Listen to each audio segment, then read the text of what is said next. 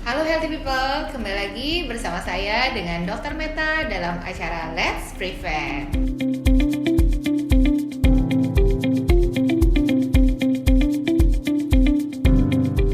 Gimana kabarnya hari ini? Semoga sehat semua ya. Nah, mengenai kanker serviks, saya baru membaca-baca bahan bacaan banyak nih yang terbaru mengenai kanker serviks.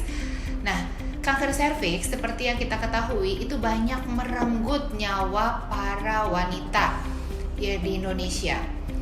Kasus baru mencapai 15.000 setiap tahunnya ya. Di Indonesia loh itu, gitu. Di Indonesia aja 15.000 setiap tahun. Itu banyak. Makanya ini sebetulnya bisa kita cegah. Ya. Kita akan membahas lanjut mengenai info-info terbaru mengenai kanker serviks hari ini ya.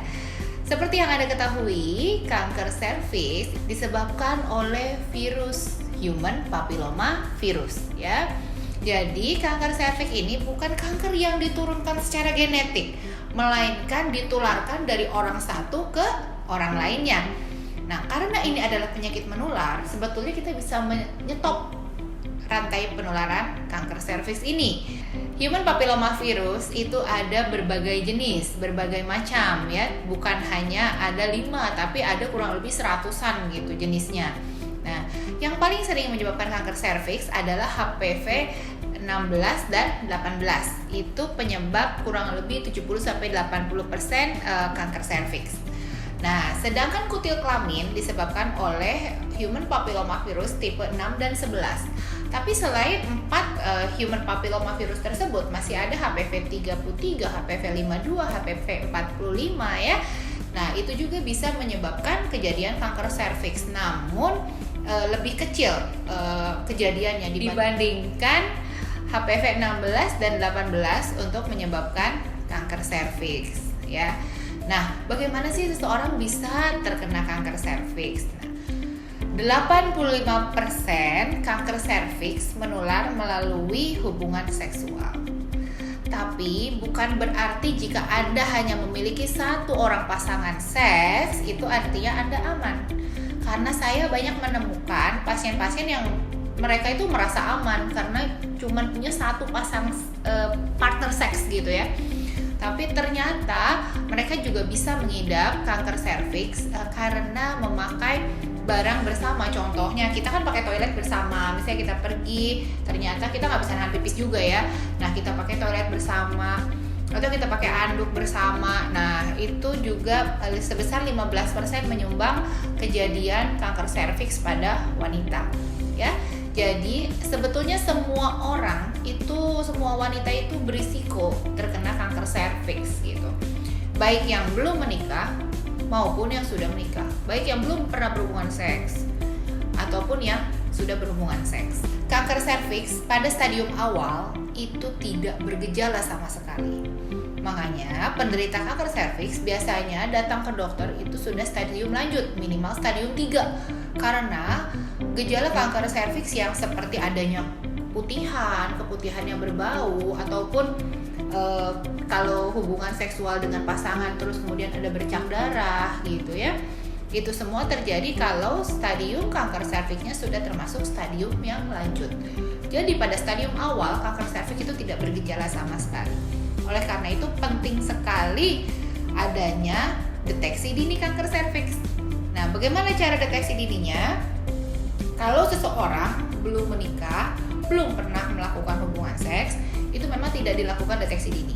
Karena apa? Karena di daerah serviksnya biasanya masih bersih. Seandainya ada virus HPV pun masuk ke dalam vagina, kemudian ke dalam serviksnya, karena belum pernah melakukan hubungan seks, jadi dia bisa clearance ya. Nah, infeksi kanker serviks itu ada yang bisa persisten, maksudnya bertahan lama gitu ya. Ada juga yang bisa di clearance oleh tubuh. Nah, tetapi seseorang yang sudah melakukan hubungan seks atau memang memiliki riwayat keputihan, jadinya sudah ada perlukaan gitu di dalam dinding vaginanya gitu ya. Nah, itu mudah sekali virus HPV yang masuk akan bercokol di sana dan berkembang menjadi kanker serviks gitu. Oleh karena itu perlu dilakukan deteksi dini, yaitu pap smear setahun sekali, atau yang teknik cepatnya adalah dengan IVA test. Nah, nanti di kesempatan yang akan datang kita akan membahas lebih detail lagi mengenai bagaimana cara melakukan pemeriksaan dini terhadap kanker serviks. Nah, sebetulnya faktor resiko atau gaya hidup seperti apa sih yang bisa membuat kita terkena kanker serviks atau kutil kelamin ya? Yang pertama itu adalah berganti-ganti pasangan. Semakin banyak partner seks itu yang semakin besar kemungkinannya untuk terjadi kanker serviks ya. Tapi bukan berarti Anda yang hanya memiliki satu partner seks itu tidak berisiko, tetap saja berisiko ya. Nah, kemudian kekurangan vitamin. Apalagi kalau tubuh kekurangan vitamin D, vitamin C gitu ya. Itu adalah vitamin-vitamin yang berperan penting dalam infeksi dan inflamasi atau peradangan. Nah, oleh karena itu banyaklah makan buah, jemuran di bawah sinar matahari gitu ya, itu juga sangat penting. Nah, kekurangan probiotik itu juga membuat flora normal di tubuh kita tidak bekerja dengan baik. Jadi ketika ada virus masuk, flora normal tidak bisa membunuh virus atau bakteri yang lain yang masuk gitu ya. Nah, oleh karena itu probiotik juga penting. Faktor risiko lain yang penting adalah hygiene di daerah kemaluan. Nah, jika seseorang yang sering terkena keputihan ya, entah keputihan itu disebabkan oleh jamur atau oleh bakteri, itu pasti ada radang-radang di daerah serviksnya. Nah, di daerah vagina itu ada radang, jadi lebih mudah sekali jika virus HPV menempel akan bercokol di daerah situ. Nah, oleh karena itu menjaga kebersihan, menjaga imunitas tubuh sangat penting ya. Kemudian merokok ya, bagi Anda yang merokok atau menghisap asap rokok pasif, itu juga harus berhati-hati. Semakin banyak radikal bebas yang kita miliki di dalam tubuh kita, tentunya daya imunitas tubuh pun akan lebih menurun. Selanjutnya yang ingin saya bahas adalah mengenai vaksinasi. Nah, apakah benar vaksinasi itu bisa mencegah kanker serviks? Nah, di Indonesia vaksinasi diberikan pada anak mulai dari usia 10 tahun ya. Dan itu bukan hanya anak perempuan saja. Ini pasti ada yang baru dengar ini ya. Jadi anak laki-laki pun kita berikan vaksin HPV sebanyak 2 dosis kalau dia berusia 10 sampai 13 tahun ya. Nah, pada laki-laki diberikan usia 10 sampai 26 tahun, pada wanita diberikan usia 10 tahun sampai 45 tahun. Nah, diberikannya sebanyak 3 dosis kalau sudah lewat dari usia 13 tahun. Nah, kalau dari 10 sampai 13 tahun ternyata cukup dengan 2 dosis saja ya. Ini sudah penelitian dan sudah di-approve di seluruh dunia bahwa vaksinnya juga aman dan efektivitasnya sekitar lebih dari 90%, sekitar 96% gitu ya, untuk mencegah kejadian kanker serviks dan kutil kelamin. Nah, kenapa sih kok laki-laki perlu diberikan vaksin HPV?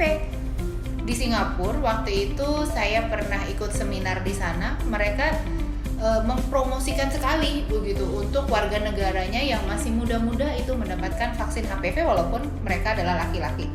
Karena apa? Karena kejadian kutil kelamin ternyata lebih banyak daripada kejadian kanker serviks, dan laki-laki itu sering sekali menderita kutil kelamin dan mudah sekali menderita kutil kelamin. Oleh karena itu, agar tidak menjadi pingpong infection di antara laki-laki dan perempuan di masa yang akan datangnya, maka diberikanlah vaksin kanker serviks pada 2 gender ini gitu ya. Healthy people, jika Anda mengalami gejala-gejala seperti yang saya sebutkan di atas, atau jangan deh menunggu gejala, kita harusnya lebih berpikir kepada mindset pencegahan. Sebelum gejala timbul, apa sih yang bisa kita kerjakan gitu ya. Kita perlu pemeriksaan diri yang secara rutin ke fasilitas kesehatan yang tentunya aman ya di masa COVID seperti ini. Dengan protokol COVID yang ketat, tentunya banyak fasilitas kesehatan yang bisa didatangi dan aman. Nah, itulah sedikit penjelasan dari saya mengenai kanker serviks. Jangan lupa like, comment, subscribe, dan share ke teman-teman atau keluarga jika Anda merasa informasi ini akan bermanfaat. Dan ikutilah sesi saya selanjutnya mengenai kanker serviks masih akan ada sesi-sesi lanjutan yang tentunya semakin detail kita membahasnya. Oke, sampai jumpa dalam Let's Prevent berikutnya.